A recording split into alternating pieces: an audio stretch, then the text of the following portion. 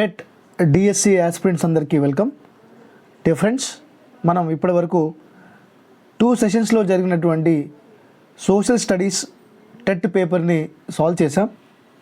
ఈ సెషన్లో మనం సాల్వ్ చేయబోయేటటువంటి పేపర్ 5th జనవరి షిఫ్ట్ 1, 5వ తారీఖు రోజు జరిగిన జనవరి 5th రోజు జరిగినటువంటి పేపర్ని మనం సాల్వ్ చేయబోతున్నాం.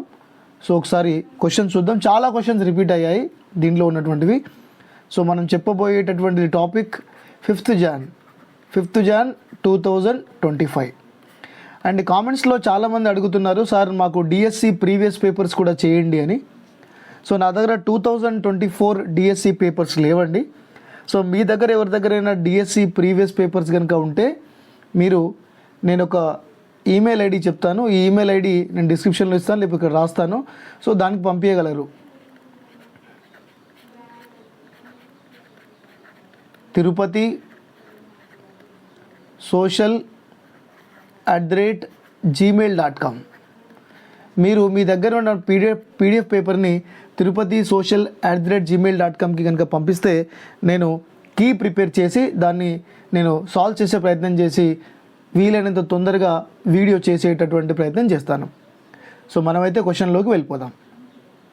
In India, while preparing maps we usually follow convention used by the మనం పటాలు కనుక 7వ తరగతి, 6వ తరగతి, 8వ తరగతిలో కనుక చూసుకున్నట్టయితే మనం మ్యాప్స్ ప్రిపేర్ చేసేటప్పుడు కొన్ని సింబల్స్ ఉంటాయి, కన్వెన్షన్ సింబల్స్. సో మరి ఈ కన్వెన్షన్ సింబల్స్ని ఎవరు తయారు చేస్తారు? ఇక్కడ మీరు ఎలిమినేషన్ మెథడ్ చూసుకోండి. భారత వాతావరణ శాఖ, Indian metrological department head quarter ఎక్కడ ఉంది? ఢిల్లీలో ఉంది. దీని యొక్క హెడ్ క్వార్టర్ ఎక్కడ ఉంది? ఢిల్లీలో ఉంది. నెక్స్ట్ అయితే హైదరాబాద్లో ఏముందంటే ఇండియన్ మెట్రలాజికల్ సెంటర్ ఉంది. ఇండియన్ మెట్రలాజికల్ సెంటర్ ఇది హైదరాబాద్లో ఉంది. Next NMDC, national mineral development corporation, NMDC ఇది హైదరాబాద్లో ఉంది. తర్వాత సర్వే ఆఫ్ ఇండియా, భారతదేశంలో పటాలు తయారు చేసేటటువంటి సంస్థ survey of India. Government school నుంచి ఎవరైతే ఉన్నారో, కాలేజ్ కానీ స్కూల్స్ కానీ, మీరు సర్వే ఆఫ్ ఇండియాకి మాకు మీ దగ్గర ఉన్నటువంటి కొన్ని మ్యాప్స్ కావాలి ఎడ్యుకేషన్ పర్పస్ అంటే మీరు లెటర్ రాస్తే మీకు స్పీడ్ పోస్ట్ ద్వారా వాళ్ళ దగ్గర ఉన్నటువంటి ఒక 20 మ్యాపులు మీకు పంపిస్తారు survey of India, free of cost. But లెటర్లో ప్రిన్సిపల్ సంతకం ఖచ్చితంగా ఉండాలి with stamp. Next Indian geomatic research centre, IGRI. ఈ IGRI హెడ్ క్వార్టర్ ఎక్కడ ఉందంటే అహ్మదాబాద్లో ఉంది, గుజరాత్లోని అహ్మదాబాద్లో ఉంది. అయితే మరి హైదరాబాద్లో ఉన్న సంస్థ NGRI. హైదరాబాద్లో ఉన్న సంస్థ NGRI అంటే నేషనల్ జియోఫిజికల్ రీసెర్చ్ ఇన్స్టిట్యూషన్. ఇది హైదరాబాద్లో ఉంది. ఇవి కూడా మనకి క్వశ్చన్స్లో రావచ్చు. నెక్స్ట్ క్వశ్చన్ రిపీటెడ్ క్వశ్చన్ అండి. ఇది రిపీటెడ్ క్వశ్చన్ 2 పేపర్లో వచ్చింది, ఇది 3వసారి ఇటువంటి అంటే ఈ టాపిక్ మీదనే క్వశ్చన్ రావడం. The sun rays that reach the ground do not heat the earth surface uniformity. అంటే సూర్యుని దగ్గర నుంచి సన్ నుంచి వచ్చేటటువంటి ఈ లైట్, ఈ యొక్క రేసు భూమిని యూనిఫార్మిటీగా హీట్ చేయట్లేదు, భూమిని సమానంగా హీట్ చేయట్లేదు. అంటే పోల్స్ దగ్గరేమో చల్లగా ఉంటుంది, భూమధ్య రేఖ ఈక్వేటర్ దగ్గరేమో చాలా వేడిగా ఉంటుంది. మళ్ళీ ఈక్వేటర్ నుంచి కిందికి పోతే చల్లగా ఉంటుంది, మళ్ళీ ఈక్వేటర్ నుంచి పైకి వెళ్తే కూడా చల్లగా ఉంటుంది. వై? బికాస్ ఎందుకు అంటే curvature of the nature. Curvature అంటే ఎర్త్ అనేటటువంటిది ఒక బంతిలాగా ఉండడం. అంతేకాకుండా యాంగిల్ ఆఫ్ ఇన్సిడెంట్, దీని తెలుగులో పతన కోణం అని కూడా అంటారు. పతన కోణం అండ్ కర్వేచర్గా ఉండడం అండ్ పతన కోణం కూడా. బికాస్ ఇక్కడ చూస్తే యాంగిల్ డిఫరెంట్గా ఉంది, ఇక్కడ చూస్తే యాంగిల్ డిఫరెంట్గా ఉంది, ఇక్కడ చూస్తే యాంగిల్ డిఫరెంట్గా ఉంది. అంటే ఇక్కడ చాలా స్లాంటింగ్గా పడుతుంది, చాలా వాలుగా పడుతుంది ఎండ. ఇక్కడ మాత్రం డైరెక్ట్గా పడుతుంది, ఇక్కడ డైరెక్ట్గా పడుతుంది, ఇక్కడ మళ్ళీ వాలుగా పడుతుంది. సో అందువల్ల భూమి ఉపరితలాన్ని మన సర్ఫేస్ పైన ఎండ ఒకే రకంగా ఉండదు. నెక్స్ట్ ఇక్కడ భూమి వాతావరణం ద్వారా సౌరశక్తి పరావర్తనం చెందడం వల్ల, సో దీనివల్ల ఏమైతే తెలుసా, the reflection of the solar energy by the earth the atmosphere gets heated. ఇక్కడ దీనివల్ల ఏం జరుగుతుంది? Atmosphere gets heated. మన చుట్టుపక్కల ఉన్నటువంటి అట్మాస్ఫియర్ వాతావరణం అనేటటువంటిది ఎలా వేడెక్కుతుందంటే because of the reflection of the solar energy. అంటే సౌరశక్తిని భూమి ఇలా రావడం ఇలా బయటికి పంపించడం, సో ఇలా రావడం ఇలా బయటికి పంపించడం వల్ల ఈ వాతావరణం అనేటటువంటిది వేడెక్కుతుంది. అది గుర్తుపెట్టుకోండి. అతనీల లోహిత కిరణాలు కాదు. నెక్స్ట్ కోరియాలిస్ ప్రభావం, ఇది కూడా ప్రీవియస్ క్వశ్చనే. ఇది ఇంతకుముందు ఒకసారి వచ్చింది, జాన్ 2లో ఫస్ట్ సెషన్లోనూ సెకండ్ సెక్షన్లోనూ వచ్చింది. సో కోరియాలిస్ ప్రభావం దాంట్లో కూడా నేను క్లియర్గా చెప్పాను. ఒకవేళ అక్కడ మీరు వినుంటే దీన్ని స్కిప్ చేయొచ్చు. సో కోరియాలిస్ ప్రభావం మనకు తెలుసు, భూమి వెస్ట్ నుంచి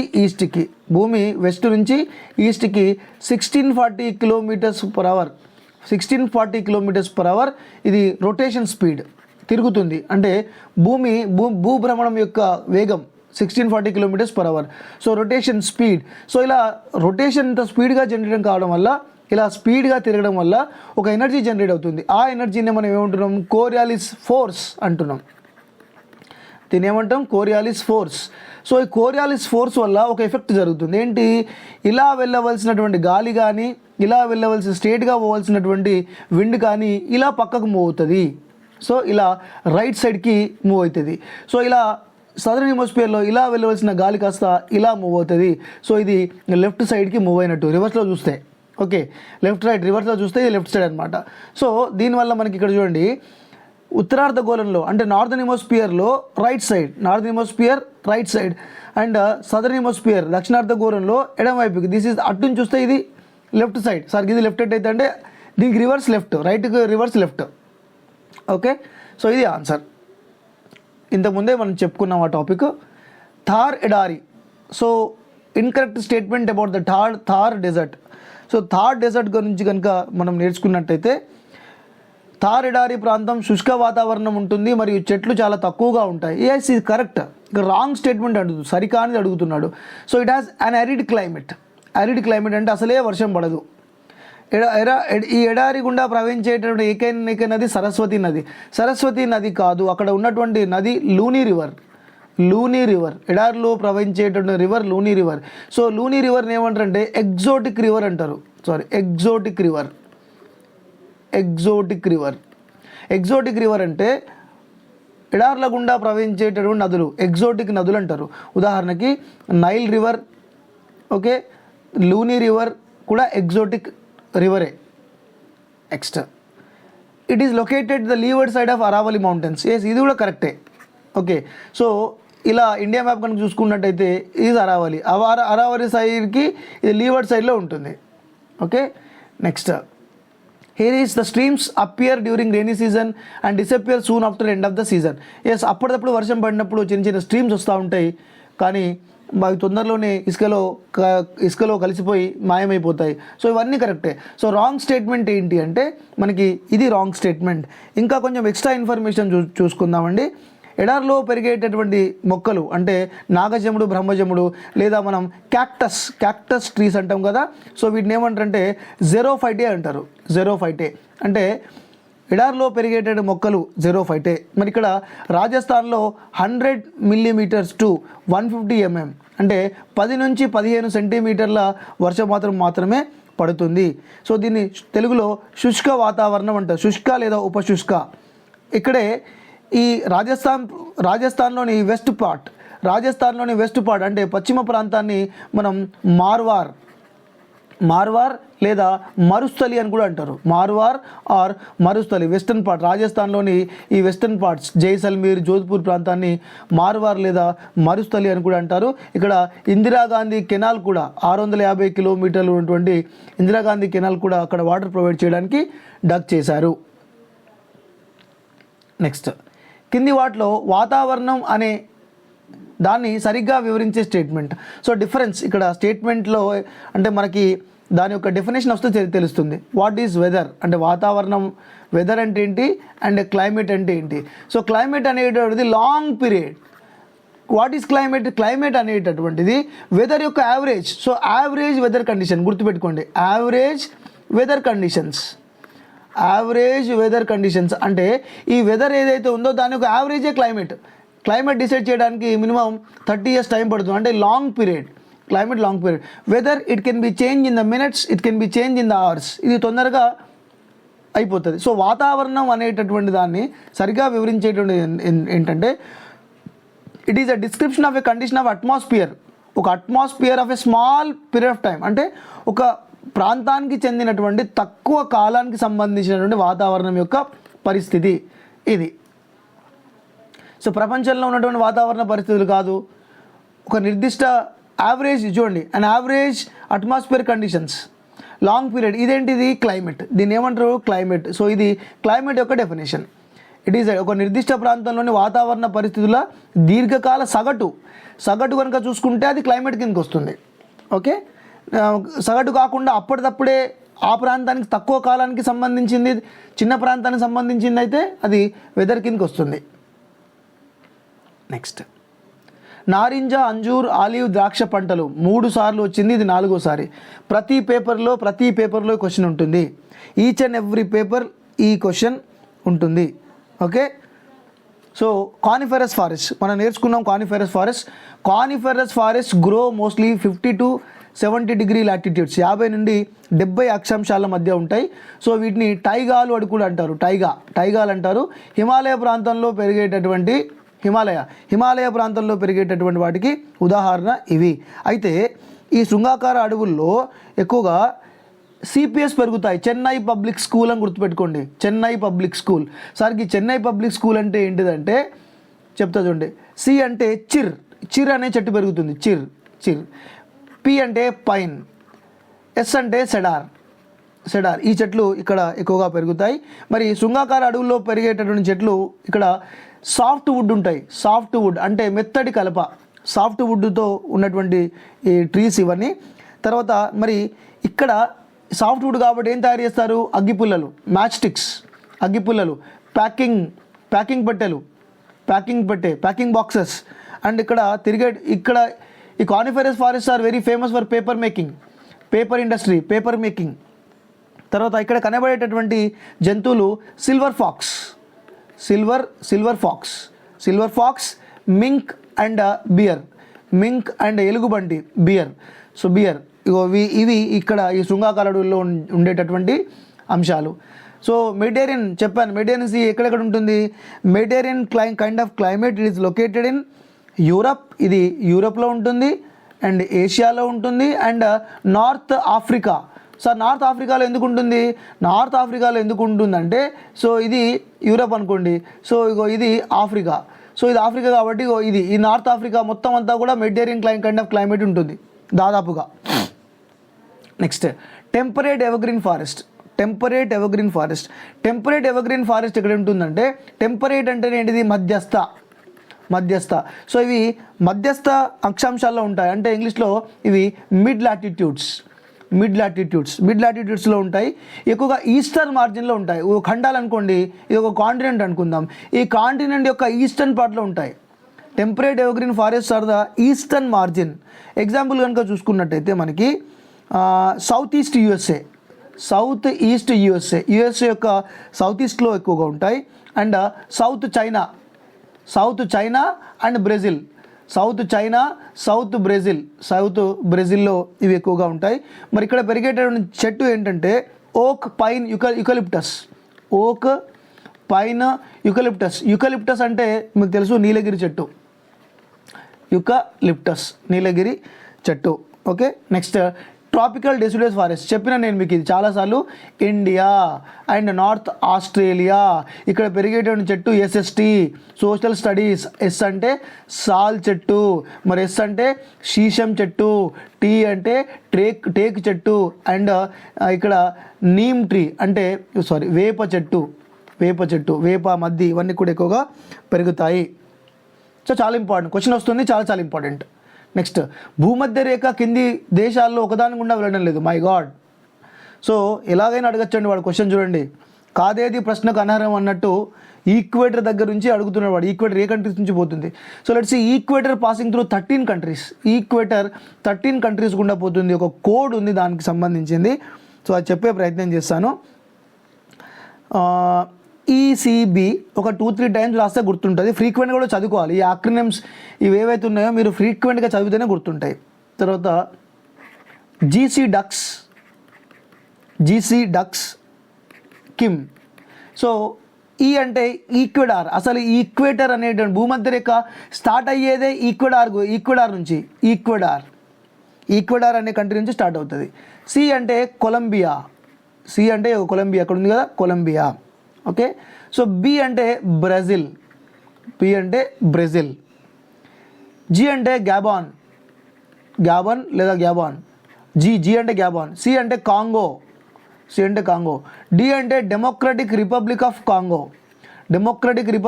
కాంగో. యు అంటే ఉగాండా. మరి ఇంకొక సి ఉంది. సో ఇది యాక్చువల్లీ కాంగో అండి. Congo. Next K for Kenya. Next S for Somali. I for K. ఇంకో కే ఉంది. సో ఈ కే కిర్బితి అనే కంట్రీ, చిన్న కంట్రీ. ఐ అంటే ఇండోనేషియా. సో ఎం అంటే Maldives.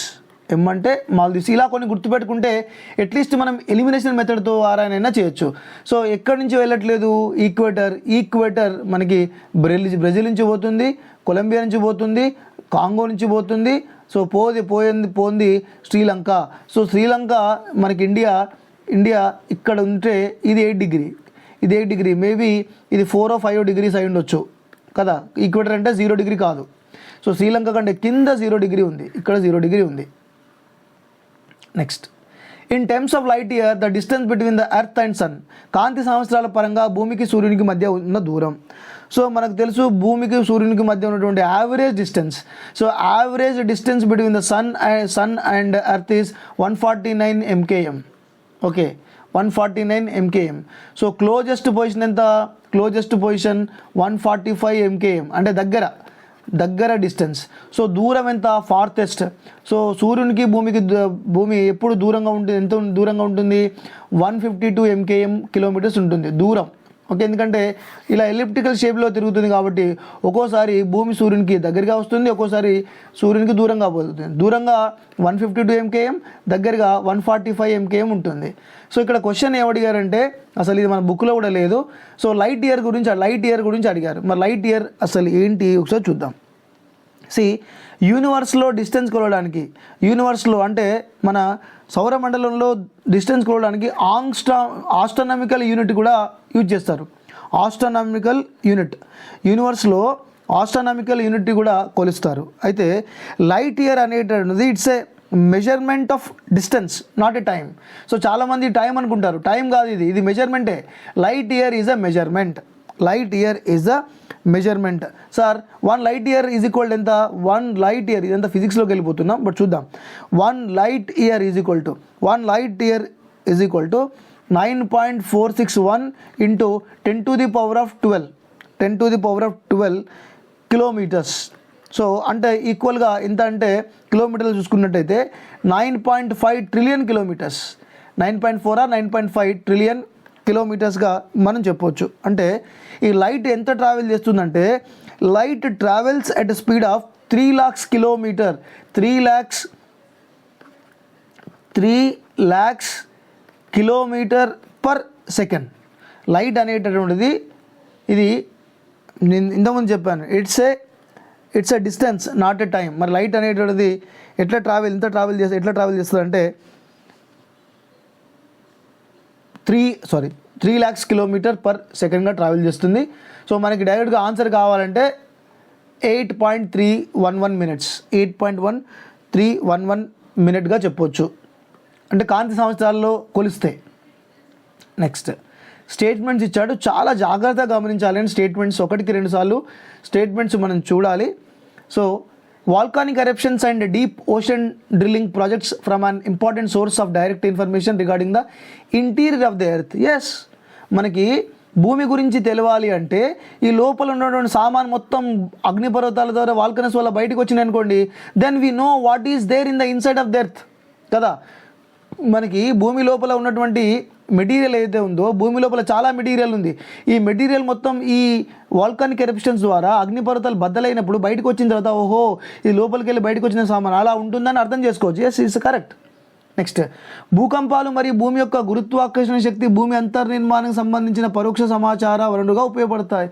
Yes, the seismic activity and the gravitational force of the earth from an indirect source of information regarding the interior of the earth. Yes, మనకి అంతేకాదు, earth has two movements కదా, ఒకటి slow movements, ఇంకోటి fast movement. ఒక్కోసారి earthquakes are the slow movements, అంటే ఇంటర్నల్గా మనం plates గురించి ఐడెంటిఫై చేసుకోవడానికి, సెస్మిక్ యాక్టివిటీ గురించి తెలుసుకోవడానికి మనకు ఉపయోగపడేది ఏంటి? Because earthquakes. బికాస్ మనకి అక్కడ రెండు ఉంటాయి, ఒకటి నాభి అంటారు, నాభి, ఇంకోటి అభికేంద్రం అంటారు, అభికేంద్రం. సో ఇంగ్లీష్లో దీన్ని ఫోకస్ అంటారు.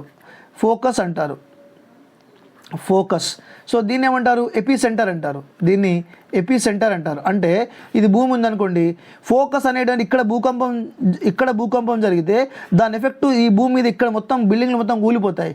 సో దీన్ని మనం ఏమంటాం? ఎపిసెంటర్. సో దీన్ని మనం ఏమంటాం? ఫోకస్ అని అంటాం. ఓకే, ఈ రెండు కూడా కరెక్టే.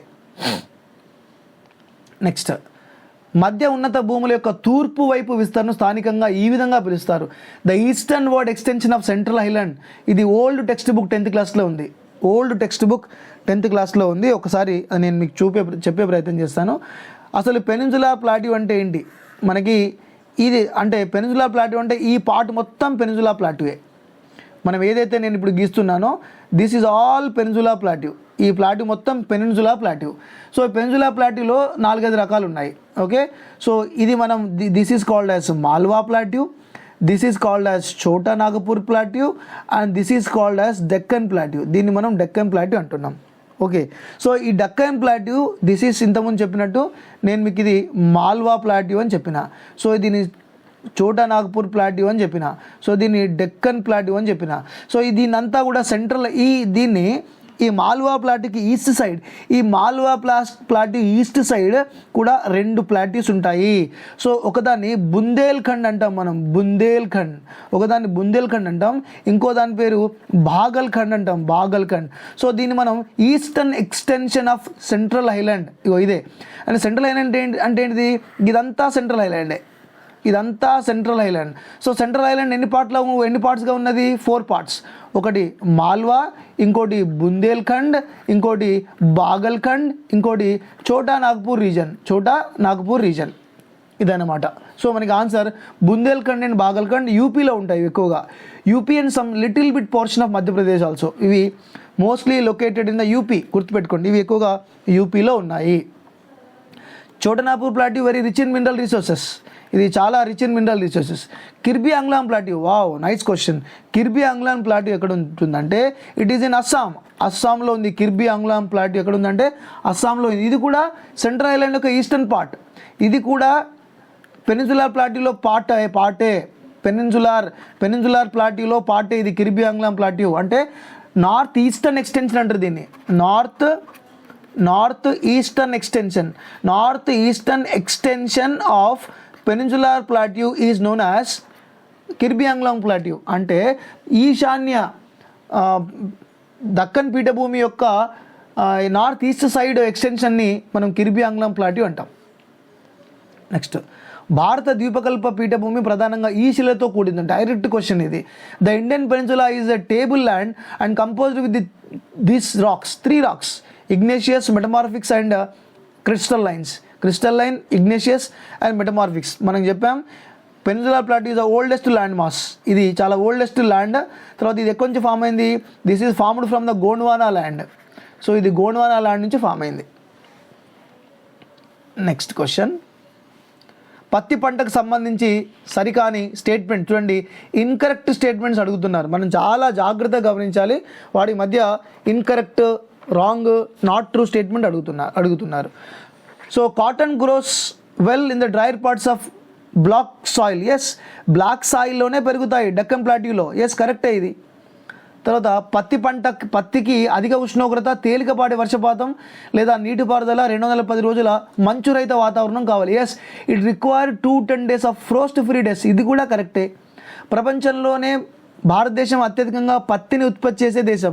ఇది కాదు. First rank goes to China, second rank goes to India. First China, second మనం. సో ఇదే రాంగ్. పత్తి పంట పత్తి ఖరీఫ్ పంట మరియు పంట వ్యవధి 6 నుంచి 8 నెలలు. ఎస్, ఇది కూడా కరెక్టే. సో పత్తి ఖరీఫ్ పంట అంటే ఏంటిది?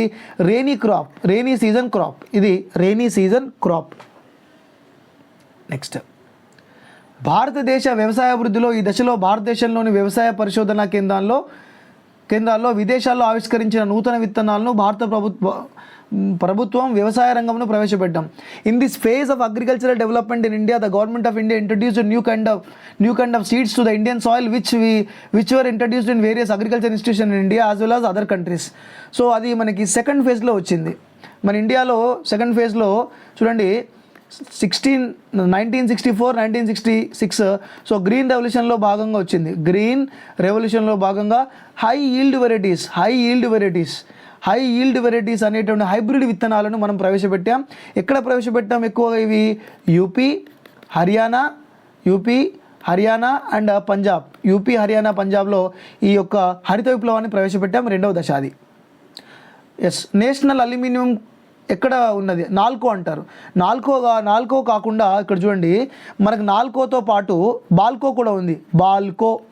బాల్కోతో పాటు హిండాల్కో కూడా ఉంది. హిండాల్కో సార్ అంటే ఏంటి సార్? అంటే national aluminium company limited. BALCO అంటే Bharat aluminium company limited. Hindalco అంటే ఏంటంటే Hindustan aluminium company.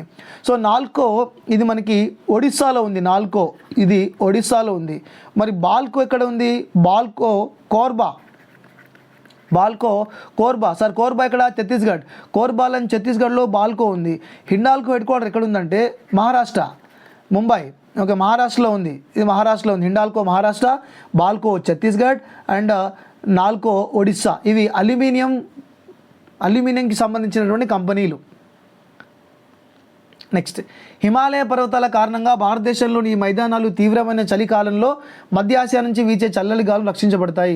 These plains of India are protected from the cold winds of central Asia during severe winter because of Himalayan mountains. Yes, Himalayas are an arch. హిమాలయాలు ఇక్కడ నుంచి ఇలా ఉండడం వల్ల ఇక్కడ నుంచి వచ్చేటటువంటి కోల్డ్ విండ్స్ని ఆపేస్తున్నాయి. ఒకవేళ ఈ కోల్డ్ విండ్స్ కనుక మన ఇండియాలోకి వస్తే ఇక్కడ ఈ ప్లేన్స్లో ఎవరు మనుషులు ఉండేవారు కాదు. So there is a not possibility of human beings in northern plains. So cold winds are stopped by the Himalayas. ఈ యొక్క చల్లని గాలుని హిమాలయాలు అటే ఆపి ఇట్లా వచ్చిన తర్వాత మళ్ళీ ఇలా రివర్స్ వెళ్ళిపోతున్నాయి. సో దానికి ఇండో గ్యాంగటిక్ ప్లేన్స్ అనేటటువంటి safe. Okay, these are Himalayas are protecting this Indo Gangetic plains. Sundarbans ఏంటి? సుందర్బన్స్ ఇవి ఎక్కడున్నాయి? West Bengal, Bangladesh. How Sundarbans are formed? Sundarbans are formed because of the Ganga river and Brahmaputra river. Sundarbans are the world largest delta. వరల్డ్లోనే చాలా లార్జెస్ట్ డెల్టా ఏంటి? Sundarbans. I repeat, world largest delta ఏంటి? Sundarbans. Famous for a trees? Sundari trees. ఇక్కడ boat making trees ఉంటాయి ఎక్కువగా. Okay, boat making trees ఎక్కువగా పెరుగుతాయి సుందర్బన్లో. Next, మానవ అభివృద్ధి నివేదిక. ఇది చాలా కష్టంగా ఉందండి. SDI ఎక్కడెక్కడో ఇస్తున్నారు SDI. So present as per 2023-24 report, 2023-24 report వచ్చింది. సో ఈ report based on 2022 criteria. So దీని ప్రకారంగా టాప్ కంట్రీ ఏంటంటే టాప్ కంట్రీస్ స్విట్జర్లాండ్ తర్వాత నార్వే తర్వాత Iceland. So Switzerland score is 0.967. So Norway score is 960. Iceland score is 0.959. So India score 0.644 India. 0.644 India. And ఓస్ట్ countries మనకి Somalia. Worst countries ఏంటి? Somalia తర్వాత దక్షిణ Sudan. So ఇవన్నీ Somalia score ఎంత అంటే 0.380. దక్షిణ సుడాన్ ఏంటంటే 0.381. సో ఇది కొంచెం ఎవ్రీ ఇయర్ మనం ఈ యొక్క రిపోర్ట్ చూసుకోవాలండి. ఈ SDI రిపోర్ట్ చూసుకోవాలి. It was published by UNDP, United Nation Development Programme. So next సెషన్లో రిమైనింగ్ క్వశ్చన్స్ డిస్కస్ చేద్దాం.